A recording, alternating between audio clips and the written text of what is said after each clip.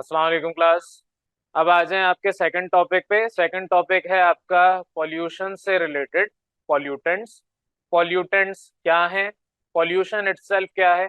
Pollution क्या है? आपके एनवायरनमेंट में हर वो चीज जो हार्मफुल इफेक्ट क्रिएट करेगी, वो पॉल्यूशन है। ये एक फिनोमेना है, एक प्रोसेस है। पॉल्यूशन कैसे होती है? फॉर एग्जाम्पल, आप रास्ते में चलते हुए कोई कचरा फैला दें, आपने पॉल्यूट कर दिया एनवायरनमेंट। उस कचरे से क्या होगा? हो सकता है कि फॉर एग्जाम्पल खाने पीने की चीज थी वो, तो उससे और बीमारियां पैदा होंगी, उसमें जरासीम आएंगे, कीड़े मकोड़े आएंगे, कोई और किसी भी किस्म का हार्मफुल इफेक्ट क्रिएट होगा। इवेंचुअली इन्वायरमेंट को नुकसान है। अब उस एनवायरनमेंट में आप भी रहते हैं, दूसरे लोग भी रहते हैं। सुन्नत अमल क्या है? आप सल्लल्लाहु अलैहि वसल्लम ने क्या फरमाया है कि अगर रास्ते में एक छोटा सा पत्थर भी रास्ते में चलते हुए दिख जाए, उसे भी साइड पे कर दें। सुन्नत अमल है कि आने वाले किसी को तकलीफ ना हो। हम दो पत्थर पकड़ पकड़ के बिछा रहे होते हैं लोगों के लिए, हमारी नेचर ऐसी बन गई है। तो हम क्या कर रहे हैं? जो हमें कहा था उसका बिल्कुल अपोजिट। अब एक पत्थर को रास्ते से हटाने का मतलब क्या है? कि आपने रास्ता जिसमें आप गुजर रहे हैं और आने वाले लोगों ने भी गुजरना है अगर उस रास्ते से, तो उस रास्ते में कोई भी तकलीफ देने वाली चीज नहीं होनी चाहिए। अब अगर एक रास्ता है जहां पर आपके कोई चीज जल रही है, कचरा जला रहे हैं और उससे धुआं निकल रहा है, हार्मफुल गैसेस निकल रही हैं, प्लास्टिक जब भी बर्न होगा तो उसमें से जो कंपोनेंट्स बर्न होके निकलेंगे वो आपको कैंसर भी करवा सकते हैं, कार्सिनोजेनिक होते हैं ये। अब अगर वो कंपोनेंट्स, आप तो अपना मुंह ढक के मास्क पहन के निकल जाएंगे, लेकिन पीछे आने वाले अगर किसी को नहीं पता कि कचरा जल रहा है, उसने प्रिपरेशन नहीं कर रखी, तो क्या होगा? वो इनहेल करेगा। उसके इनहेल करने से क्या होगा? उसके लंग्स खराब होंगे। तो आपने क्या किया? कचरा जला के एनवायरनमेंट को पॉल्यूट किया। एनवायरनमेंट पॉल्यूट करने से नुकसान आपको तो होगा ही, लेकिन दूसरों को ज्यादा होगा। हो सकता है आप अपने खुद केयर कर लें, ख्याल कर लें, लेकिन दूसरा तो नहीं करेगा। आप अपने घर में फॉर एग्जाम्पल सफाई करवाते होंगे, जाहिर है किसी को अपना घर गंदा नहीं पसंद, लेकिन अगर कोई और आके आपके घर में गंदी चप्पलें लेके अंदर दाखिल हो जाए, तो क्या होता होगा? बुरा लगता होगा। अगर आप में से कोई घर का फर्द ऐसा काम करे तो आप डांट भी देते होंगे। अगर कोई आपके घर में मेहमान आए और उस तरह से वो ये हरकत करे, तो क्या होगा? आप फौरन से उसकी सफाई करेंगे। जाहिर है मेहमानों को कुछ कहते नहीं है हम, लेकिन हम सफाई फौरन करेंगे। फॉर एग्जाम्पल, आप किसी के घर में जाते हैं और वहां पर आपको नजर आ रहा है गंदगी पड़ी हुई है, स्मेल भी आ रही है, सब कुछ हो रहा है, आप क्या वहां पर बैठना पसंद करेंगे? क्यों पसंद नहीं करेंगे? क्योंकि वहां पर एनवायरनमेंट के अंदर कुछ ऐसे सब्सटेंसेस मौजूद हैं जिसकी वजह से आपको इरिटेशन महसूस हो रही है, आपको अच्छा फील नहीं हो रहा। हो सकता है थोड़ी देर बाद आपकी तबीयत खराब हो जाए। ज्यादातर मैं अब इस वक्त पब्लिक ट्रांसपोर्ट में सफर नहीं करता, वजह उसकी क्या है कि वहां पर सफाई का ख्याल नहीं रखते। तो ऐसे पब्लिक ट्रांसपोर्ट जहां पर आपकी सफाई का ख्याल नहीं हो रहा, तो थोड़ी देर बैठने के बाद आपको हो सकता है अच्छा फील ना हो। कभी कभार ऐसा होता है, पहले ट्रेन में सफर किया करता था, अब तो काफी अरसे से नहीं किया हुआ मैं। अगर जाता भी हूँ वक्त कम होने की वजह से, या तो जाता ही नहीं हूँ, जाता भी तो डायरेक्ट जहाज से चले जाता हूँ। अगेन, ट्रेन में जब हम सफर करते हैं तो कभी अगर सफाई ना हो तो वहां पर खटमल भी निकल आते हैं। ये सारी चीजें क्या कर रही हैं? एनवायरनमेंट को पॉल्यूट कर रही हैं। पॉल्यूट कौन कर रहा है? वो जो चीजें पॉल्यूट कर रही हैं उनको हम कहते हैं पॉल्यूटेंट्स। अब पॉल्यूटेंट्स क्या है? हर वो मटेरियल, अब चाहे वो सॉलिड हो, लिक्विड हो, गैस हो, कुछ भी हो, अगर वो एनवायरनमेंट में कोई हार्मफुल इफेक्ट क्रिएट कर रही है तो उसको आप कहेंगे पॉल्यूटेंट। और ये जो एनवायरनमेंट में हार्मफुल इफेक्ट क्रिएट होगा, इस प्रोसेस को, इस फिनोमेना को हम कहते हैं पॉल्यूशन। उर्दू में कहें तो आलूदगी। तो आलूदगी कौन मचा रहा है इस मुल्क के अंदर या इस पूरी दुनिया के अंदर? हम लोग ही मचा रहे हैं। ये गंदगी कौन कर रहा है? हम लोग ही कर रहे हैं ना। हम कोई चीज अगर खाते हैं तो उसका कचरा हमें पता होना चाहिए, हर एक नॉर्मल इंसान को, नॉर्मल ना भी हो, एबनॉर्मल भी हो, तो उसको भी पता होना चाहिए कि अगर आपका कचरा है तो कचरे को डिस्पोज करना है तो इस जगह ये कचरा होना चाहिए। अब कचरे के भी अलग अलग कैटेगरी हमें करनी चाहिए। प्लास्टिक वेस्ट अलग होता है, क्योंकि प्लास्टिक वेस्ट कई सालों तक वो डिकम्पोज नहीं होता। आप एग्जाम्पल ले लें, आप खाने पीने की कोई चीज लें, फॉर एग्जाम्पल आपने केला खरीदा, उसका छिलका निकाल लिया, छिलका तो हम खाते नहीं है। अब उस छिलके को जो जानवर खाते हैं उसको या तो खिला दें या उसकी खाद बना दें, डिकम्पोज कर दें। वो जो छिलका है, या कोई भी नॉर्मल आप ऑर्गेनिक मटेरियल कुछ और ले लें, कोई और सब्सटेंस ले लें, वो ज्यादा से ज्यादा एक हफ्ता एक महीने के बाद डिकम्पोज हो जाएगा, ज्यादा से ज्यादा वो एक साल बाद डिकम्पोज हो जाएगा। लेकिन प्लास्टिक 100 साल या उससे ज्यादा भी डिकम्पोज होने में वक्त लेता है, और उसमें भी पूरा डिकम्पोज नहीं होता। तो अगर फॉर एग्जांपल प्लास्टिक के शॉपर में आप केले के छिलके या ऑरेंजेस उनके छिलके आप बांध के फेंक रहे हैं, तो प्लास्टिक के अंदर तो डिकम्पोजिशन हो जाएगी, लेकिन वो प्लास्टिक इटसेल्फ खराब हो जाएगा, वो खराब नहीं होगा, बल्कि वो आपका खत्म नहीं होगा। अंदर चीजें सड़ चुकी होंगी, प्लास्टिक उसको बाहर से प्रोटेक्ट कर चुका होगा। अब उससे नुकसान क्या है, हम क्या करते हैं, हमें उस जो खाद बनानी चाहिए थी या हमें जानवरों को खिलाना चाहिए था, उसकी जगह हम क्या करते हैं, उसको एक जगह संभाल के जमीन के टुकड़े में या तो नीचे दबा देते हैं, या उसको हम एक जगह पर जाके रख देते हैं। अक्सर आपने कचरा कुंडियां देखी होंगी, तो वहां पर क्या होता है, लोग बस कचरा फेंक के चले जाते हैं, कोई उनको फर्क नहीं पड़ता इसमें प्लास्टिक भी है, इसमें ऑर्गेनिक मटेरियल भी है, और भी दीगर चीजें वेस्ट मटेरियल मौजूद है। नुकसान क्या होता है, वो सारा का सारा कचरा एक ही जगह जाता है। अब वो कचरा जो जानवर खा सकते थे, फॉर एग्जाम्पल आपके फलों के छिलके जानवर खा सकते थे, रोटी खराब हो गई है, पुरानी हो गई है, जानवर खा सकते थे, हम जानवरों को खिला के उसकी जगह हम उसको फेंक रहे हैं। अब वो जानवर वहां पहुंच के तो नहीं खाएंगे ना, तो डिकम्पोज तो तब भी होगा वो। फॉर एग्जाम्पल रोटी आपने फेंक दी, रोटी डिकम्पोज होगी। कोई आपने फल लिया, उसका छिलका आप नहीं खाते, आपने जानवरों को देने के बजाय उसको फेंक दिया, वो भी डिकम्पोज होगा। डिकम्पोज होगा मतलब क्या है, मटेरियल्स में ब्रेक डाउन होगा। अगर सॉलिड है तो वो सॉलिड या गैस में बनेगा या लिक्विड में बनेगा। डिकम्पोजिशन रिएक्शन पढ़ा हुआ है ना, फॉर एग्जाम्पल मेरे पास अगर सोडियम बाइकार्बोनेट है, ये डिकम्पोज होता है सोडियम कार्बोनेट में, और साथ ही साथ आपको वाटर बना के देगा, या जो भी कार्बन डाइऑक्साइड बना के देगा। इसको बैलेंस कर लें आपके यहाँ पर। अगर कोई चीज मैंने इजाफी लिख दी है तो उसको खुद ही देख लें, मेरे ख्याल से बैलेंस है। ये कहलाता है डिकम्पोजिशन रिएक्शन। सोडियम बाइकार्बोनेट ये नॉर्मली आपका घर पे मौजूद होता है, बेकिंग सोडा। अब ये बेकिंग सोडा आपका सोडियम कार्बोनेट में तब्दील हुआ, वाटर में तब्दील हुआ, कार्बन डाइऑक्साइड में तब्दील हुआ, ये दोनों चीजें तो एटमॉस्फेयर में चली गई, जाहिर इस्तेमाल हो गया ना एटमॉस्फेयर में। जिस तरह से ये डिकम्पोज हुआ है, उसी तरह और भी दीगर डिकम्पोजिशन हो रही होंगी। अब अगर कहीं पे आपका कार्बन मोनोऑक्साइड बन रहा है, तो वो आपके लिए तो हार्मफुल है, लोगों के और के लिए भी है। अक्सर आपने देखा होगा जनरेटर चल रहे होते हैं, लाइट जब जाती है, अब आजकल कम जा रही है, लेकिन जब भी जाती है जनरेटर चलाते हैं, या गाड़ियां चल रही हैं, अब तो कैटालिटिक कन्वर्टर आता है। कोई अगर पुरानी गाड़ी है जिसमें नहीं है, तो उसमें कार्बन मोनोऑक्साइड प्रोड्यूस हो रही है। और पुरानी गाड़ियों पे चले जाएं तो उनमें लेड होता है, तो लेड उसके एनवायरनमेंट में जा रहा है, तो वो भी आपका हार्मफुल है। ये सारे कंपोनेंट्स, ये सारे एलिमेंट्स या दीगर कंपाउंड्स एनवायरनमेंट में जाएंगे। वो एनवायरनमेंट में जाने के बाद जब हम उन्हें इनहेल करेंगे, तो हमारी सेहत पे भी वो अफेक्ट करेंगे। तो बहरहाल ये सारी चीजें जो अभी हमने डिस्कस की हैं, अगर एनवायरनमेंट में जाके हमारे लिए नुकसानदेह हैं, तो हमारा क्या यहाँ पर काम बनता है, या हमारी जिम्मेदारी क्या बनती है, कि जो भी चीजें हमने यहाँ पर फेंकी है एनवायरनमेंट में, उसके बारे में हमें पता हो। हर इंसान को पता होना चाहिए कि कचरा कौन सा फेंकना है, और जो भी फेंकना है, जो भी बॉडीज हमने बना के रखी हैं कि इनकी जिम्मेदारी है कि सबसे ये कचरा कलेक्ट करेंगे, और उसको या तो जानवरों को खिलाना है, जानवरों को खिलाएं, कहीं पे उसको डंप करना है तो डंप करें। हम क्या करते हैं, हमारे पास समंदर है, हम समंदर में फेंक के आ जाते हैं, तो इटसेल्फ जो समुद्री जानवर है, मछलियां वगैरह, उसकी जो जिंदगी है वो अफेक्ट हो जाती है। तो ये सारा कुछ पोल्यूशन के अंदर आता है। अब आपकी किताब में आ रहा हूँ, और तो किताब में और भी चीजें बताई हुई हैं, तो किताब के हवाले से बात करें, डेफिनेशंस वही सारी हैं जो भी मैंने उर्दू में आपको बता दी। तो पॉल्यूशन क्या है, जो भी मटेरियल या एनर्जी आपके एक्सेस अमाउंट में आपके एनवायरनमेंट में जा रही है, नेचुरली जो है वो तो है, एक्सेस अमाउंट में जब भी कोई चीज जाएगी, वो बन जाएगा पॉल्यूशन या पॉल्यूटेंट। तो बहरहाल एक्सेस, अगर हमारे पास नेचुरल कंसंट्रेशन एक मौजूद है, और उससे इजाफी क्वांटिटी में हम कोई चीज फेंक रहे हैं एनवायरनमेंट में, तो उससे क्या होगा, एक एडवर्स इफेक्ट होगा, यानी हमारे ऊपर या जानवरों के ऊपर एक बुरा असर होगा। और उससे क्या होगा, आपको जाहिर है वो बताने की जरूरत नहीं है, बीमारियां बढ़ेंगी और एनवायरनमेंट खराब होगा। फॉर एग्जांपल जो फॉग है, पहले तो नहीं आती थी इतनी, अब क्यों आती है, क्योंकि फॉग या स्मोक कोई भी एक चीज ले लें, उसमें सॉलिड पार्टिकल हवा के साथ मौजूद है। अब उससे नुकसान क्या है, लोग देख नहीं सकते, गाड़ियों के एक्सीडेंट हो जाते हैं, ये सारी प्रॉब्लम्स हैं।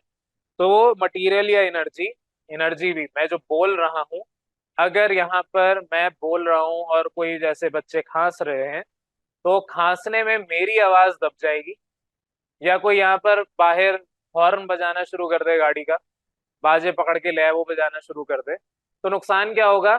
मेरी आवाज आप तक नहीं पहुंचेगी, या अगर पहुंचेगी भी तो बाहर दूसरी आवाज भी आपके दिमाग में जा रही है, आपके दिमाग में वो दूसरी आवाजें जाके आपको इरिटेशन दे रही हैं, आप तंग हो रहे हैं। तो इससे नुकसान क्या हो रहा है? पॉल्यूशन क्रिएट हो रही है, इसको हम कहते हैं नॉइज पोल्यूशन। नॉइज क्या है? एनर्जी तो है।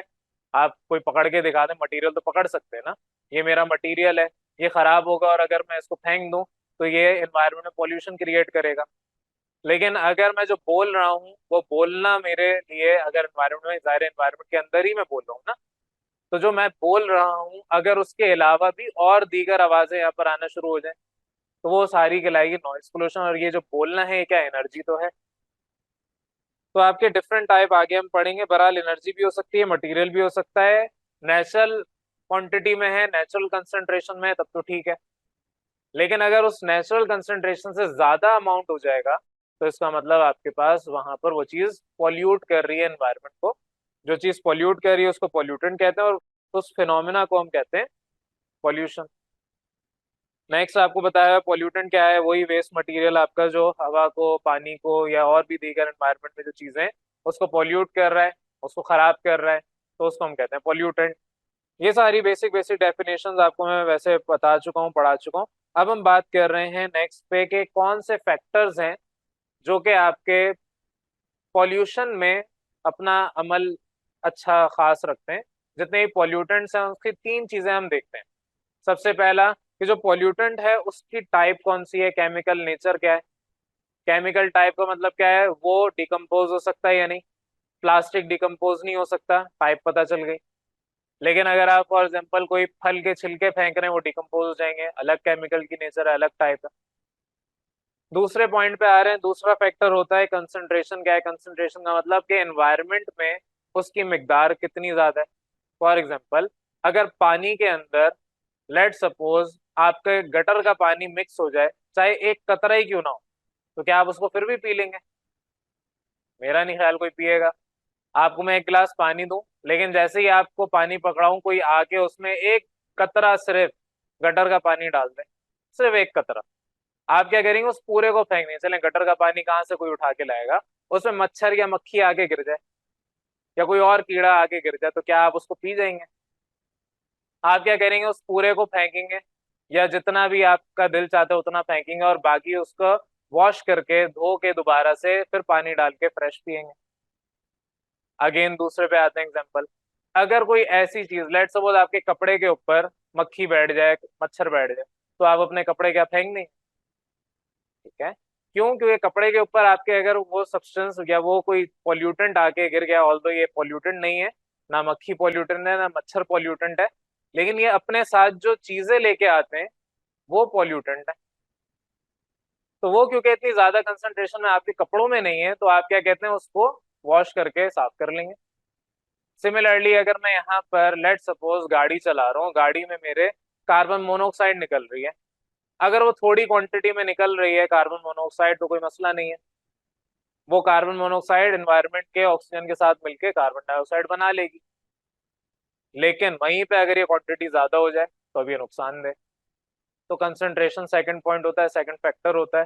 कंसंट्रेशन अगर हमारी ज्यादा होगी किसी भी खराब चीज की, खराब यानी पॉल्यूटेंट की, तो इसका मतलब हमारे एनवायरनमेंट में नुकसान ज्यादा होगा।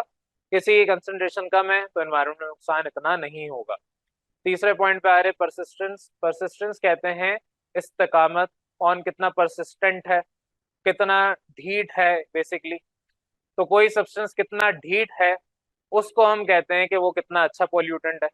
एक सब्सटेंस आपको नजर आया, वो नहीं आराम से जा रहा और उसकी वजह से एनवायरनमेंट खराब हो रहा है, तो इसका मतलब क्या है? कि वो आपका अच्छा पॉल्यूटेंट है, वो एनवायरनमेंट अच्छे से पॉल्यूशन कर रहा है। फॉर एग्जाम्पल यहाँ पर अगर मैं लेट सपोज अगेन वो एग्जाम्पल गटर का पानी कोई ला के रख दे, मैं क्लास में पढ़ा रहा हूँ और यहाँ पर कोई एक बाहर से गटर का पानी एक बॉटल में डाल के रख दे, उसकी पूरी स्मेल के कमरे में गूंज रही होगी, फैल रही होगी, फैल रही होगी ना। वो स्मेल आप अपने नाक बंद करके तो पढ़ लेंगे क्लास, लेकिन वो देर तक रहेगी। ऐसा नहीं होगा कि वो थोड़ी देर बाद, 5 मिनट बाद, 10 मिनट बाद वो खत्म हो जाए। हाँ ये हो सकता है आप आदी हो जाए। कुछ लोग होते हैं जो जिनका घर ही ऐसे इलाके में होता है जहाँ पर गटर बह रहा है, नाले बह रहे हैं, तो वहां पर लोगों को आदत हो जाती है, लेकिन उनको भी आदत जो होती है वो काफी टाइम बाद जाके होती है, अदरवाइज उनकी मजबूरी है तभी वो वहां रह रहे हैं। तो जो आपकी स्मेल है वो ज्यादा तेज है, पंजेंट है, इरिटेशन क्रिएट करती है, इस वजह से आप उस स्मेल की वजह से ज़ाहिर है क्लास में अपना नाक पकड़ के बैठे होंगे। लेकिन वहीं पे अगर वो हटा के मैं क्लास में स्प्रे कर दूं, बॉडी स्प्रे लगा लें या एयर फ्रेशनर कर दें, कुछ भी कर दें, वो स्प्रे कर दूं, तो फ्रेग्रेंस जो भी क्लास में फैलाऊंगा, हो सकता है जो गटर की स्मेल आ रही थी वो तो खत्म हो जाए, लेकिन जो स्मेल आपकी क्लास में मैंने दूसरी फ्रेग्रेंस भी लगाई है वो भी थोड़ी देर के बाद खत्म हो जाएगी। लेट सपोज एक आपके गंदी स्मेल, वो गटर वाली स्मेल 1 घंटे तक रहती है और 1 घंटे बाद भी रहती है, लेकिन हमें आदत हो जाती है। वहीं पे अगर मैं बॉडी स्प्रे या एयर फ्रेशनर छिड़कता हूँ क्लास में, तो वो हो सकता है 5 मिनट, ज्यादा से ज्यादा 10 मिनट टिक जाएगी। तो कौन ज्यादा परसिस्टेंट है वो चीज मेजर करनी होती है। तो यहाँ पर आपके पास हर वो चीज जो ज्यादा देर तक एनवायरनमेंट में रहती है, जैसे कि प्लास्टिक ज्यादा देर तक एनवायरनमेंट में रहता है, तो ये एक परसिस्टेंट पॉल्यूटेंट कहलाएगा। और वहीं पे वो चीज जो कि आपके जैसे छिलके हो गए किसी फ्रूट के, वो कुछ दिन या कुछ हफ्ते के लिए रहेंगे, तो ज्यादा परसिस्टेंट नहीं है, पॉल्यूशन क्रिएट करेंगे लेकिन ज्यादा देर के लिए नहीं करेंगे। तो गालबन आपके फैक्टर्स भी क्लियर हो गए होंगे। टोटल 3 फैक्टर हैं जिसके ऊपर हम बताते हैं कि पॉल्यूटेंट कितना सीवियर है, कितना आपके लिए खतरनाक है। तो आपके 3 फैक्टर हैं जिसके ऊपर मैंने आपको डिस्कस करवा दिया। नेक्स्ट पॉइंट पे आ रहा हूँ, पॉल्यूटेंट और कंटामिनेंट के दरमियान फर्क क्या है। पॉल्यूटेंट और कंटामिनेंट के दरमियान फर्क इतना सा है, पॉल्यूटेंट की वजह से हम कहेंगे कि एनवायरनमेंट खराब हो गया, हार्मफुल इफेक्ट क्रिएट हो गए और उसकी वजह से पॉल्यूशन हो रही है। कंटामिनेंट जो भी चीज करेगा उसका मतलब क्या है कि उसने इम्प्योर कर दिया है आपके सब्सटेंस को। फॉर एग्जाम्पल, अगर मैं आपको कहूं कि गोल्ड कहीं से लेके आना है, आप दुकान पे जाते हो, आपसे कहता है कि अलग अलग कैरेट के हिसाब से, एक 24 कैरेट है, एक 22 कैरेट है, एक 18 कैरेट है, इस तरह अलग अलग कैरेट। कैरेट गाजर वाली कैरेट नहीं है, ये हम पीछे 9 क्लास में सीख चुके हैं।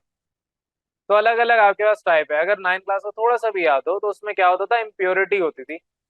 गोल्ड में पर्टिकुलर दूसरे कंपाउंड या दूसरे एलिमेंट की इम्प्योरिटी है, तो वो इम्प्योर गोल्ड कहलाता है। वो इम्प्योरिटी जो जिसकी वजह से आई है, उस वजह को, उस सब्सटेंस को, उस मटेरियल को हम कहते हैं कि इसने कंटामिनेशन की है, और कंटामिनेशन करने वाले को हम कहते हैं कंटामिनेंट्स। ये एक आपका कॉन्सेप्ट क्लियर हो गया। तो आपको यहाँ पर किताब में ये बताया हुआ है कि पॉल्यूटेंट और कंटामिनेंट्स ये दो डिफरेंट चीजें। पॉल्यूटेंट्स क्या है, आपके पास एनवायरनमेंट के अंदर हार्मफुल इफेक्ट क्रिएट करेंगे। हार्मफुल इफेक्ट क्रिएट करने का मतलब क्या है कि आपके पास जैसे अभी एग्जांपल दी, प्लास्टिक है, वो एनवायरनमेंट में जाएगा और कई सालों तक रहेगा। समंदर में हम डालेंगे, समुद्री जानवर उसको खाएंगे तो वो भी मर जाएंगे, और समुद्री जानवर इवेंचुअली हम खाएंगे तो हमें भी परेशानी होगी। कैंसर क्यों इतना आम है, वजह उसकी यही है। तो ये पॉल्यूटेंट हम खुद से क्रिएट कर रहे हैं। जाहिर है प्लास्टिक के बैग्स हम कौन कौन आपके दरख्त है जो बना के दे रहा है, जाहिर है हम खुद से क्रिएट कर रहे हैं ना। कोई ऐसा दरख्त मुझे बता दें जहां पर प्लास्टिक के शॉपर लटकते हो, मैं वहां से तोड़ के अपने पास ले आऊंगा। तो जो चीज हम खुद क्रिएट करते हैं या खुद उसको डिस्ट्रॉय करते हैं, प्लास्टिक को जला दें, हमने क्या किया, डिस्ट्रॉय किया। जो चीज खुद क्रिएट की है, खुद डिस्ट्रॉय की है, वो सब हम डालेंगे किसमें, पॉल्यूटेंट के अंदर। तो बहरहाल ये आपके पास पॉल्यूटेंट है। दूसरा आपके पास कंटामिनेंट क्या है, मैंने आपको बता दिया, वो सब्सटेंसेस जो आपके किसी भी प्योर सब्सटेंस को इम्प्योर कर दें, इम्प्योरिटी लें। तो ये फर्क आपके किताब में दिया हुआ है। अफेक्ट नेक्स्ट आपका है, छोटे छोटे हेडिंग है, छोटे छोटे पॉइंट्स हैं। अफेक्ट्स ऑफ पॉल्यूटेंट्स, अफेक्ट क्या होगा। इतनी देर से मैंने आपको ये लंबी लंबी कहानियां सुनाई, ये सारे अफेक्ट्स ही तो हैं। आपके ह्यूमन एनवायरनमेंट खराब होगा जहाँ पर आप रहते हैं, जहाँ आपकी हवा मौजूद है, तो आपके पॉल्यूटेंट्स हवा में, जाहिर है वेदर उसकी वजह से खराब हो रहा है। स्मोक क्यों आ रही है, स्मोक का मतलब क्या है कि आपके पास सॉलिड पार्टिकल्स थे, वो हवा में जो गैसेस है उसके साथ मिक्स हो गए, और वो अब आपके विजिबिलिटी को ब्लॉक कर रहे हैं। जैसे ही सर्दियां आती हैं, टेम्परेचर ड्रॉप होता है, आपकी स्मोक आ जाती है।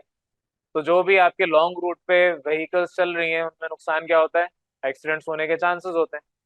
फिर हम बेशक कहेंगे फॉग लैंप्स लगाइए, ये लगाया वो लगाया है, आप अगर स्पीड में चला रहे हैं, गाड़ी आपकी more than 80 kilometre per hour की स्पीड से चल रही है, आप कुछ भी कर लें, अगर आपकी किस्मत अच्छी होगी, अल्लाह ने अभी आपका वक्त नहीं लिखा होगा, तो आप बच जाएंगे, अदरवाइज एक्सीडेंट होना लाजमी है। तो ये क्यों हो रहा है? क्योंकि हमने पॉल्यूशन क्रिएट की हुई है, नेगेटिव इम्पैक्ट हमारी हेल्थ पे आ रहा है। बाकी मजीद भी कहा हुआ है हार्मफुल आपके पास इफेक्ट होगा, वेजिटेशन जो हम प्लांट्स उगाते हैं, खाने पीने की चीजें अपने लिए लगाते हैं, वो सब आपकी इफेक्ट होंगी। मजीद बताया हुआ है डिस्ट्रक्शन ऑफ स्ट्रक्चर्स बताया हुआ है, स्ट्रक्चर में आपके डिस्ट्रक्शन होगी। स्ट्रक्चर का मतलब क्या है? आपने लेट सपोज घर बनाया, घर में बाहर आपने दीवार पेंट करवा दी, कुछ टाइम के बाद आपको पता चला कि पेंट उखड़ना शुरू हो गया है, जो आपकी दीवार है वो गलना शुरू हो गई है। अगर लकड़ी का आपने फ्रेम कुछ बनाया था वो आपका खराब होना शुरू हो गया है। ये कब होता है? जब एसिड रेन होता है। एसिड रेन हमारा नेक्स्ट टॉपिक है, वो नेक्स्ट क्लास में सीखेंगे। एसिड रेन क्या करती है? हमारे जो स्ट्रक्चर्स हैं, स्ट्रक्चर्स कौन से? घर हो गए, कोई मॉन्यूमेंट हो गया, या इस तरह कोई भी जो open to atmosphere, open to environment है, उस पे जब आपके ये पॉल्यूटेंट्स आएंगे, फॉर एग्जाम्पल सरिया बाहर रख दें, सरिया आपने बाहर रखा, उसमें क्या होगा? बाहर आपके ऑक्सीजन है, मॉइस्चर है, वो क्या करेगा? कोरोजन कर देगा। तो ये सारे पोल्यूटेंट्स हैं सरिये के लिए, यानी आयरन के लिए ऑक्सीजन ये पोल्यूटेंट के तौर पे काम करेगा। बहरहाल वापस आ रहे हैं, तो आपके जो स्ट्रक्चर्स हैं उसकी डिस्ट्रक्शन भी हो सकती है, ये सारे इसके इफेक्ट्स हैं। अब कुछ टाइप्स हैं आपके, नेक्स्ट पॉइंट है टाइप्स ऑफ पोल्यूटेंट। तो आपको मैंने जैसे भी बताया कि आपके नॉइज पोल्यूटेंट होते हैं, एयर पोल्यूटेंट हमने सीख लिया। इस तरह से आपकी किताब ने 8-9 लिखे हुए हैं, 7 लिखे हुए हैं बेसिकली। 7 टाइप ऑफ पोल्यूटेंट बताए हुए हैं, air, water, soil, thermal, radio active, noise, light. ये 7 पोल्यूटेंट आपको बताए हुए हैं। एयर पोल्यूटेंट का मतलब क्या है? हवा में अगर मैं यहाँ क्लास में कार्बन डाइऑक्साइड भर दूं, आप सांस भी नहीं ले सकेंगे। यहाँ पर अगर मैं कमरा बिल्कुल एयर टाइट बंद कर दूं और हम सांस ले रहे हैं, कुछ देर के बाद जब ऑक्सीजन इस कमरे में खत्म हो जाएगी तो लोग बेहोश होना शुरू हो जाएंगे। तो ये क्या है? हमने इन्वायरमेंट में अगर कार्बन डाइऑक्साइड ज्यादा प्रोड्यूस कर दी, ज्यादा कैसे प्रोड्यूस करेंगे? हम दरख्त काट दें। दरख्तों का काम क्या है? ऑक्सीजन प्रोड्यूस करना। हमारा काम क्या है? कार्बन डाइऑक्साइड प्रोड्यूस करना। हम जो कार्बन डाइऑक्साइड प्रोड्यूस कर रहे हैं वो जितने भी दरख्त यानी कि प्लांट्स हैं वो एब्जॉर्ब कर रहे हैं। प्लांट्स जितनी भी ऑक्सीजन प्रोड्यूस कर रहे हैं वो इंसान जितने भी हैं इधर लिविंग ऑर्गेनिज्म वो कंज्यूम कर रहे हैं। तो एक पूरा इकोसिस्टम बना हुआ है, एक साइकिल बना हुआ है। उस साइकिल को डिस्टर्ब कर दें, पौधे काट दें, दरख्त काट दें, तो क्या होगा? ऑक्सीजन की प्रोडक्शन कम हो गई ऑटोमेटिकली, और हम कार्बन डाइऑक्साइड की प्रोडक्शन तो बढ़ाते जा रहे हैं। इससे क्या हो रहा है? हमारा एयर पोल्यूट हो रहा है। दूसरा वाटर पोल्यूटेंट। वाटर पोल्यूटेंट का मतलब क्या है? कि आप पानी के अंदर गंदगी डाल दें। लोग क्या करते हैं? जितना भी वेस्ट मटेरियल है वो पानी में डंप कर देते हैं। इंडस्ट्रीज जितनी भी बाहर लगी हुई हैं उस जगह पर जहाँ पर समंदर है या ओशन जहाँ पर भी है, वहां पर हम क्या करते हैं? सारा डंप कर देते हैं। अब तो कुछ ऐसे भी नॉर्दर्न इलाकों में लोगों ने ये किया हुआ है, दरिया बह रहा है, वहां पर वो कचरा फेंक रहे हैं उसके अंदर। तो इससे क्या हो रहा है? आपके समुद्री जानवर जो वहां रहते हैं उनके अंदर हार्मफुल इफेक्ट क्रिएट हो रहा है, और जो लोग मछली या कोई और सी फूड खाएंगे तो इवेंचुअली वो भी नुकसान उठाएंगे। बहरहाल ये आपके पास वाटर पोल्यूटेंट हो गया। नेक्स्ट आपको बताया हुआ सॉइल पोल्यूटेंट। सॉइल के अंदर आप एसिड डाल दें, कभी वहां पर आपकी कोई फसल उगेगी ही नहीं।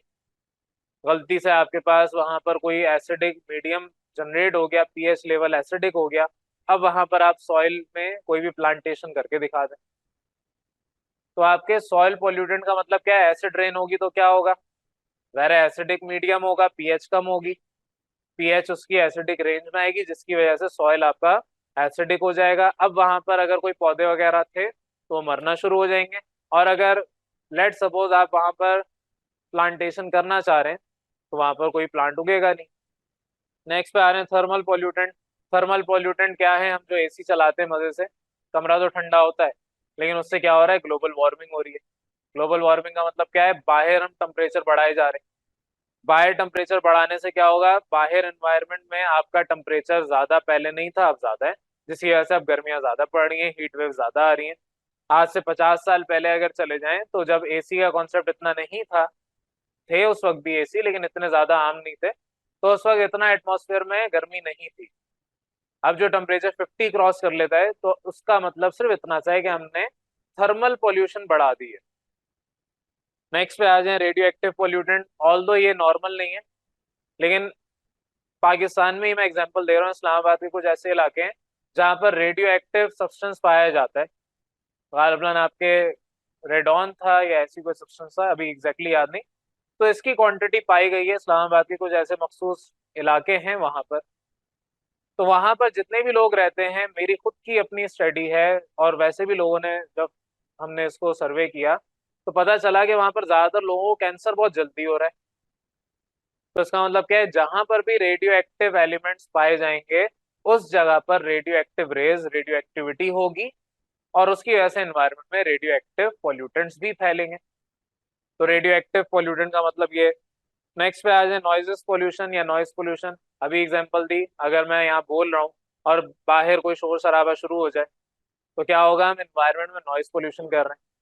बिला वजह अगर गाड़ी के आप बाजे बजाना शुरू हो जाएंगे, गाड़ी चल रही है, कहीं आगे नजर भी नहीं आ रहा कोई गाड़ी आपको ब्लॉक कर रही है, आपका रास्ता ब्लॉक है, आप फिर भी चलते हुए पागलों की तरह हॉर्न पे हाथ रख के बजाए जा रहे हैं। तो इसका मतलब क्या है, आप एनवायरनमेंट में नॉइज पोल्यूशन क्रिएट कर रहे हैं। हो सकता है कोई ऐसा इंसान जो ज्यादा सेंसिटिव हो, वो उसका सर दर्द करना शुरू कर दे, वो बीमार हो जाए। ना भी हो तो जो आपके वेव्स हैं वो तो आपने एनवायरनमेंट में भेज दी ना। नेक्स्ट पे आ रहा हूँ लाइट पोल्यूशन। लाइट पोल्यूशन का मतलब क्या है, बहुत ज्यादा लाइट है। सिंपल, इतनी डेप्थ में नहीं जा रहे, जो नाम है उसमें से आपको याद रखनी है चीजें। बहरहाल, ये आपके टाइप्स ऑफ पोल्यूशन तक अभी मैंने पढ़ा है, इसके बाद मेजर एयर पोल्यूटेंट है उसके ऊपर भी आ रहा हूँ, लेकिन यहाँ तक अगर किसी को कोई क्वेश्चन है तो पूछ लें। चलें अब आगे आ जाएं। आपके पास जो नेक्स्ट इसके सब टॉपिक है कि आपके एयर पोल्यूटेंट के हवाले से बात कर रहे हैं। हम कुछ ज्यादा यहाँ पर इन साथ के साथ नहीं पढ़ेंगे, हम एयर पोल्यूटेंट या दीगर इससे रेलिवेंट जो आपके पोल्यूटेंट गिवन है उसके हवाले से सीख लेंगे दीगर चीजें, हर एक टाइप को डिस्कस नहीं करेंगे। तो आपके एयर पोल्यूटेंट दो टाइप के किताब ने डिस्कस किया हुआ है। मेजर दो टाइप के हैं, और भी हो सकते हैं, लेकिन दो मेजर कैटेगरी हैं, दो मेजर टाइप हैं। पहली प्राइमरी, दूसरी सेकेंडरी। जिस तरह आपने फिजिक्स के अंदर टॉपिक पढ़ा होगा बेसिक यूनिट्स और दूसरा ड्राइव यूनिट्स। बेसिक या फंडामेंटल यूनिट टोटल 7 सीखी होंगी, उन 7 की मदद से आप मल्टीपल 100,000 जितनी भी वो आप बनाते हैं ड्राइव्ड यूनिट्स। उसी तरीके से कुछ आपके पास प्राइमरी पॉल्यूटेंट्स होते हैं, एयर पॉल्यूटेंट्स, और उन्हीं प्राइमरी की मदद से सेकेंडरी एयर पॉल्यूटेंट्स बनते हैं। अब इसके ऊपर बात करते हैं। तो आपके पास यहाँ जो मैंने भी बात बताई डिफाइन हुई किया हुआ है, आपके दो टाइप हैं basically, primary secondary. Primary air pollutant कौन से हैं, वो वेस्ट मटेरियल या एग्जॉस्ट प्रोडक्ट जो कि आपके बर्निंग ऑफ फॉसिल फ्यूल या दीगर ऑर्गेनिक मटेरियल से निकल रहे हैं। हम अपना कोयला जला रहे हैं, कोयला क्या है, फॉसिल फ्यूल ही तो है। या हम तेल से खाना पका रहे हैं, उसमें से जो निकल रहा है फ्यूम्स वगैरह, वो सारे क्या है, ऑर्गेनिक मटेरियल से निकल रहा है। लकड़ी जला रहे हैं, लकड़ी क्या है, ऑर्गेनिक मटेरियल है। तो ये सारे जो आपके इसमें से फ्यूम्स निकल रहे हैं, एग्जॉस्ट गैसेस निकल रही हैं, उन सबको आप कहेंगे प्राइमरी एयर पॉल्यूटेंट। अब कोयला जलाते हैं तो उसमें कार्बन डाइऑक्साइड है, कार्बन मोनोऑक्साइड है, और दीगर मल्टीपल है। नाइट्रोजन बेस्ड भी है जिसको हम नॉक्स और सॉक्स कहते हैं, सल्फर बेस्ड। नाइट्रोजन बेस है NO2, NO, NO3। तो ये X का मतलब क्या है, यहाँ पर 1 2 3 4 नंबर चेंज होता रहेगा। सिमिलरली सल्फर बेस्ड अगर होगा तो उसमें 1 2 3 4 ये चेंज होता रहेगा। तो ये आपके पॉल्यूटेंट्स हैं, एग्जॉस्ट गैसेस कहलाती हैं अगर आपके किसी भी फॉसिल या ऑर्गेनिक प्रोडक्ट से निकल रहा है। तो ये सारे के सारे प्राइमरी हैं। एग्जांपल आपको दिया हुआ है, जैसे कि यहाँ पर सल्फर डाइऑक्साइड लिख के बता दिया, carbon dioxide, carbon monoxide, nitrogen oxides, जिसमें स्पेसिफिकली आपको कहा है नाइट्रोजन ऑक्साइड, यानी ऑक्सीजन और नाइट्रोजन एक एक होंगे। तो ये सारी चीजें आपकी किताब में नोट्स में दी हुई हैं। हाइड्रोकार्बन हो गए, मीथेन, ज़ाहिर चूल्हा किससे चल रहा है, मीथेन ही तो चल रही है उसमें। नेचुरल गैस में ज्यादातर क्वांटिटी किसकी है, मीथेन की है। नेक्स्ट आपके पास फ्लोरीन कंपाउंड्स बताया हुआ है, अमोनिया है। तो ये सारे आपके प्राइमरी एयर पॉल्यूटेंट्स हैं। अब यहाँ इंफॉर्मेशन के ऊपर हम बात करें, कॉन्सेप्ट के ऊपर बात नहीं कर रहे। ये इंफॉर्मेशन है, अखबार पढ़ते हैं तो अखबार इंफॉर्मेशन है, न्यूज है, पढ़ते हैं जर्नल नॉलेज अपनी इंक्रीज करने के लिए। इसी तरीके से आपकी इंफॉर्मेशन में इजाफा करने के लिए ये सारी चीजें पढ़ा रहा हूँ। इसमें मैं आपको क्या बताऊं कि कार्बन डाइऑक्साइड क्या होता है, सब पढ़ के आए, मैं सब पता है आपको। तो ये आपके सिंपल से प्राइमरी पॉल्यूटेंट्स हो गए। सेकेंडरी एयर पॉल्यूटेंट्स इन्हीं की मदद से बन के निकले, जैसे सल्फर डाइऑक्साइड से आप सल्फ्यूरिक एसिड बना लें, नाइट्रोजन ऑक्साइड से नाइट्रिक एसिड बना लें, या अमोनिया से आप अमोनियम रेडिकल या बना के कोई भी ऑर्गेनिक कंपाउंड बना लें। अभी एग्जांपल्स पढ़ते हैं आगे। तो ये जो आपने प्राइमरी देखे उसी में से आप बना लें सेकेंडरी। तो सेकेंडरी क्या है, वो पॉल्यूटेंट्स जो कि आपके प्राइमरी में से निकल के डिफरेंट वैरायटी ऑफ प्रोसेस के through, for example sulphur dioxide आप इस्तेमाल करते हैं ताकि सल्फ्यूरिक एसिड बना लें, उसका एक प्रोसेस है। अब कुछ आपके सल्फ्यूरिक एसिड बनाने के लिए कुछ आपके ऐसे फ्यूम्स उसमें से निकलेंगे, हो सकता है आगे आपका ऐसा टॉपिक भी है जिसमें सल्फ्यूरिक एसिड को सीखेंगे, तो आगे का काम है। बहरहाल एक प्रोसेस होता है जिसमें से आपकी चीजें स्केप आउट होती हैं फ्रॉम योर सिस्टम। तो बहरहाल आपकी एग्जांपल दी हुई है, सल्फ्यूरिक एसिड हो गया, कार्बोनिक एसिड हो गया। कार्बोनिक एसिड हम कोल्ड ड्रिंक्स वगैरह में इस्तेमाल करते हैं, वो कहाँ से आएगा? कार्बन डाइऑक्साइड से आएगा। तो जो प्राइमरी पॉल्यूटेंट थे उन्हीं में से आपका सेकेंडरी पॉल्यूटेंट बन रहा है, जैसे आपका sulphuric acid, nitric acid, carbonic acid, hydrofluoric acid. आपके प्राइमरी में फ्लोरीन से रिलेटेड कंपाउंड से यहाँ हाइड्रोफ्लोरिक एसिड है। ओजोन इटसेल्फ, ओजोन अगर आपके ओजोन लेयर में तब तक तो ठीक है, खाना आप रेस्टोरेंट में बैठ के या घर में बैठ के खा रहे हैं तब तक तो ठीक है, लेकिन वही खाना आप अपने क्लास में लेके आ जाएंगे, वही ओजोन आप अपने ट्रोपोस्फेयर में लेके आ जाएंगे, तो अब मसला है, अब वो पॉल्यूटेंट है। ओजोन कहाँ से आया? ऑक्सीजन से आया। तो ओजोन हो गया पर ऑक्सी एसिटाइल नाइट्रेट, जिसको हम पैन PAN, पर ऑक्सी P, एसिटाइल A और नाइट्रेट आपके पास N हो गया। इसका फॉर्मूला लिखा हुआ नहीं है, मैं वैसे ही आपको बता दूं, थोड़ा सा कॉम्प्लेक्स स्ट्रक्चर होता है। एसिटाइल है C2 हो गया, H3 होता है NO5, पर ऑक्सी में NO5 आता है। ये लिखने की जरूरत नहीं है, मैं इजाफी बता रहा हूँ, जनरल नॉलेज है आपके लिए, अगर लिखने का दिल चाहता है लिख लें। तो ये आपका इसका केमिकल फॉर्मूला है। ये सारे आपके कंपाउंड्स हैं जो कि सेकेंडरी पॉल्यूटेंट्स के तौर पे आप इस्तेमाल करते हैं।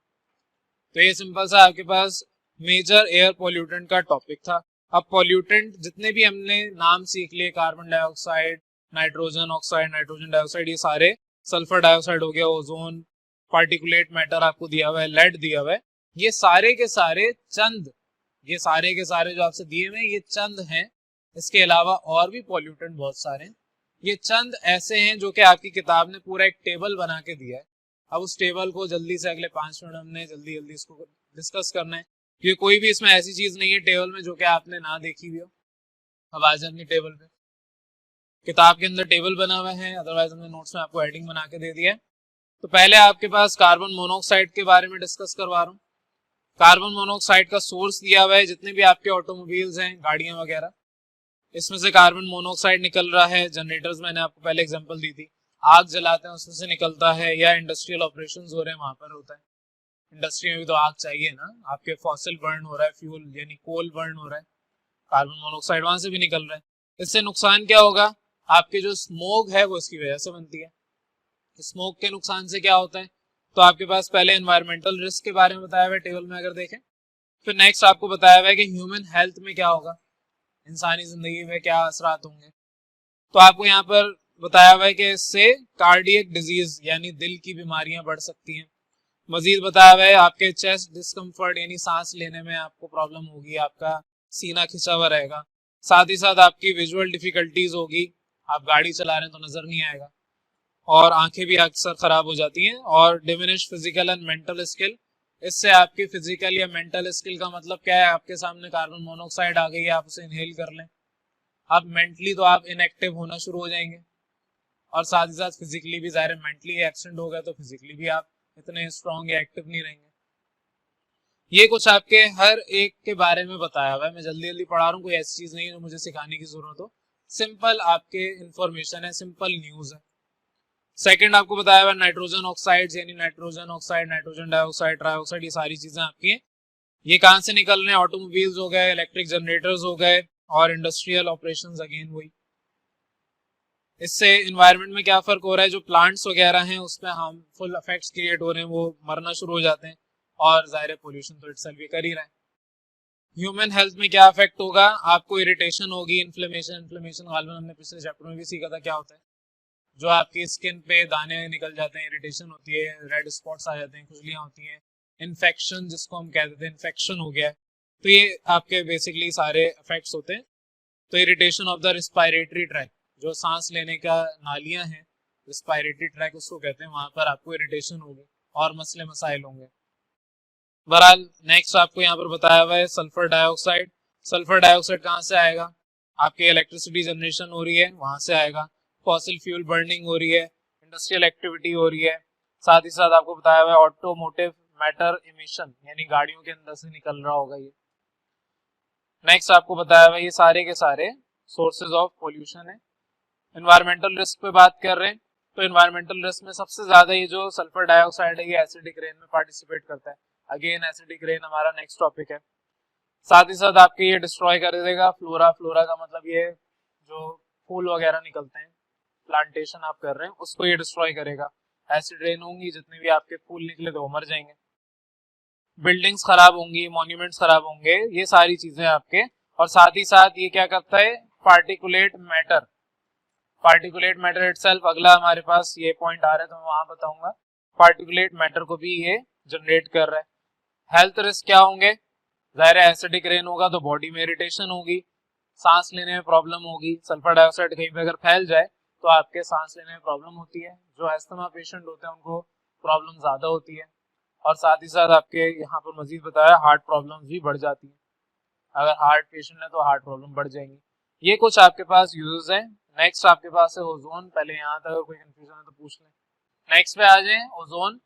ओजोन अभी हमने पीछे पढ़ लिया है, ये सारी चीजें हम पढ़ चुके हैं। सिर्फ मैं आपको इसलिए पढ़ा रहा हूँ कि एक दफा एक तो इंग्लिश टू उर्दू ट्रांसलेशन हो जाएगी, और अगर किसी को कोई चीज समझ नहीं आई तो मैं समझा देता हूँ। अदरवाइज ये सारा मैं आपको होमवर्क ही दे सकता था और देना भी चाहिए। आपके पास यहाँ पर नॉक्स बता दिया, वॉल्क्स आपके पास वोलेटाइल ऑर्गेनिक कंपाउंड्स, तो ये सारे आपके इंडस्ट्री से ये कार एमिशन हो रहे हैं। गैसोलीन आपके वेपर्स है, केमिकल सॉल्वेंट हो गए। केमिकल सॉल्वेंट आप लोगों को पता होना चाहिए, ये सब बातें मैं आपको पढ़ा चुका हूँ। इलेक्ट्रिकल यूटिलिटीज हो गई, ये सारे के सारे ओजोन जनरेट करते हैं। ओजोन अगर हम इनहेल कर लेंगे, चले जब आएगा तो तब बात करते हैं। एनवायरमेंटल रिस्क के ऊपर बात कर रहे हैं। ये क्या करेगा, प्लांट्स के लिए ज्यादा नुकसानदेह। ज़ाहिर है प्लांट्स को कार्बन डाइऑक्साइड चाहिए, ऑक्सीजन निकालनी है। ओजोन एसिडिक नेचर थोड़ी सी रखता है तो प्लांट्स के लिए हार्मफुल है, तो उनके ज़ाहिर कैपेसिटी टू ब्रीथ खराब करेगा। और साथ ही साथ आपके जो इंसानों के ब्रीथिंग है उसको खराब करेगा। तो ये सारी प्रॉब्लम ओजोन की वजह से होती हैं। कुछ आपके बीमारियां बढ़ती हैं, वेदर थोड़ा सा हार्श हो जाता है, ये सारे इसके एनवायरमेंटल रिस्क हैं। नेक्स्ट आपके पास है ह्यूमन हेल्थ रिस्क का टॉपिक, यानी वो हेडिंग बनी हुई है। तो लंग फंक्शन आपका सही से नहीं करेगा, ब्रीथिंग आपकी इम्प्रॉपर होगी, और जो लंग्स यानी रिस्पायरेटरी ट्रैक है वहां पर आपकी इरिटेशन होगी, इन्फेक्शन भी हो सकता है, ये सारी चीजें होंगी। तो पार्टिकुलेट मैटर नेक्स्ट है, ये मैंने कहा था अभी डिस्कस कर रहे हैं। पार्टिकुलेट मैटर क्या है, हर वो सॉलिड पार्टिकल जो गैस के साथ मिक्स हो गया। तो आपके पास सोर्सेस क्या है, स्मोक स्टैक्स, जो आपके कहीं पे आप कोई चीज जला रहे हैं और वो स्मोक क्रिएट कर रहा है, ज़ाहिर स्मोक में क्या होगा, कार्बन पार्टिकल्स होंगे।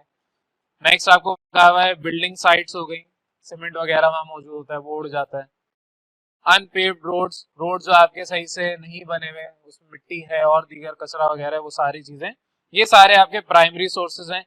नेक्स्ट आपको बताया हुआ इंटरेक्शन बिटवीन गैसेस कंपाउंड, जिसमें जैसे आपका पावर प्लांट हो गए, वहां से कार्स हो गई, ये सारे के सारे आपके पार्टिकल्स जनरेट ये भी कर रहे हैं। एनवायरमेंटल रिस्क क्या होगा, बहुत ज्यादा है। आपकी एक्सीडेंट क्यों हो रहे हैं, स्मोक की वजह से, इसको हम हेज कहते हैं, यहाँ लिखा हुआ भी होगा। तो ये क्या करता है, कंट्रीब्यूट करता है for the creation of hedge या एसिडिक रेन इसके ऊपर। इससे क्या होगा, एसिडिक रेन से पीएच आपकी चेंज हो जाएगी, एसिडिक मीडियम पे आ जाएगी, और इवेंचुअली आपके पानी में जाएगा तो नुकसान होगा। जहां पर सॉइल यानी कि प्लांटेशन हो रही है वो सॉइल खराब हो जाएगा। तो ये सारी हम चीजें पीछे पढ़ चुके हैं। मॉन्यूमेंट्स खराब होंगे, इंसानों के ऊपर पड़ेगा तो और ज्यादा प्रॉब्लम है, ब्रीथिंग में प्रॉब्लम होगी। नेक्स्ट का हुआ है एस्थमा आपके पास। बहरहाल आपके पास एस्थमा एक्सरबेशन लिखा हुआ है, इसका मतलब क्या है कि आपको जो भी एस्थमा के पेशेंट होते हैं उनको ब्रीथिंग में प्रॉब्लम होती है, तो इस वजह से उनकी हालत खराब होगी, हार्ट बीट आपकी इरेगुलर हो जाएगी। ये सारी कुछ प्रॉब्लम्स हैं जो आपके इन पार्टिकुलेट मैटर की वजह से। जाहिर है अगर मैं किसी ऐसी जगह पर जाऊं जहां पर आपके सॉलिड पार्टिकल इनहेल कर रहा हूं तो वहां पर आपको खांसी आई। अक्सर ऐसा होता होगा घर पे खाना पक रहा है तो आपको खांसी एकदम से शुरू हो जाती है। क्यों, क्योंकि जो आपके खाना पक रहा है उसके अंदर सॉलिड पार्टिकल एनवायरमेंट में फैल गए। जो आपका स्पेसिफिकली चने का पाउडर होता है वो आपका फैल जाए तो आपको खांसी शुरू हो जाएगी, ये प्रॉब्लम्स आती हैं। और लास्ट आपका बताया हुआ है लेड। लेड आपका इंतहाई ज्यादा टॉक्सिक एनवायरमेंट क्रिएट कर देता है। तो सबसे पहला आपका सोर्स बताया हुआ है कि आपके मेटल प्रोसेसिंग जहां पर हो रही है, जहां पर भी आप अपने कचरे को जला रहे हैं, गार्बेज इंसिनरेशन का मतलब क्या है, कचरे को जलाना, फॉसिल फ्यूल बर्न हो रही है, सारी आपकी इंडस्ट्रियल प्रोसेसेस में एग्जांपल्स हैं। तो ये आपके हो गए सोर्सेज। एनवायरमेंटल रिस्क क्या है? बायोडाइवर्सिटी लॉस, यानी कि इंसानों को तो मौत आएगी आएगी, लेकिन जानवर भी मर जाएंगे इससे। और अगर इसको समंदर में डाल दिया तो जो समुद्री जानवर है वो भी मर जाएंगे। तो एक तो ये लॉस होगा, प्रोडक्शन आपकी रिड्यूस हो जाती है, न्यूरोलॉजिकली आपके डिफिकल्टीज, आपके जहनी बीमारियां इससे बन जाती हैं। ये सारे कुछ आपके पास प्रॉब्लम है इन वर्टिब्रेट्स। वर्टिब्रेट्स का मतलब पता होना चाहिए। वर्टिब्रेट्स वो होते हैं जो चल फिर सकते हैं। बहरहाल ये सारी बातें आपको बताई हुई हैं। ह्यूमन हेल्थ रिस्क क्या होगा? जब आप बताया हुआ यंग चिल्ड्रन से एक्सपोज हो जाएंगे तो उनके दरमियान इनके अंदर नेगेटिव इम्पैक्ट आएगा दिमागी लेवल पे। तो यहाँ पर बताया हुआ है न्यूमरस बॉडी सिस्टम्स चेंज होंगे, साथ ही साथ आपके दिमागी लेवल का मतलब क्या है, लर्निंग प्रॉब्लम हो जाएगी, सीखना मुश्किल होगा। जितने ही बड़े लोग हैं उनके लिए आपके दिल की बीमारियां बढ़ जाएंगी।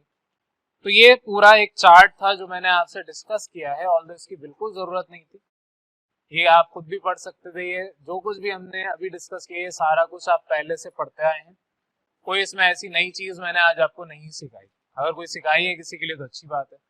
बहरहाल यहाँ पर आज का टॉपिक मैं क्लोज कर रहा हूँ। नेक्स्ट टॉपिक फिर आपका इसके बाद एसिडिक रेन का है, तो उसको मैं वैसे मुझे याद पड़ा, मैंने किसी एक जगह मैट्रिक क्लास या 9 क्लास में वो पढ़ाया हुआ है डिटेल में। तो अब दोबारा वो टॉपिक आपका मैं नेक्स्ट क्लास में डिस्कस करूंगा। यहाँ तक कोई कंफ्यूजन है तो पूछ लें।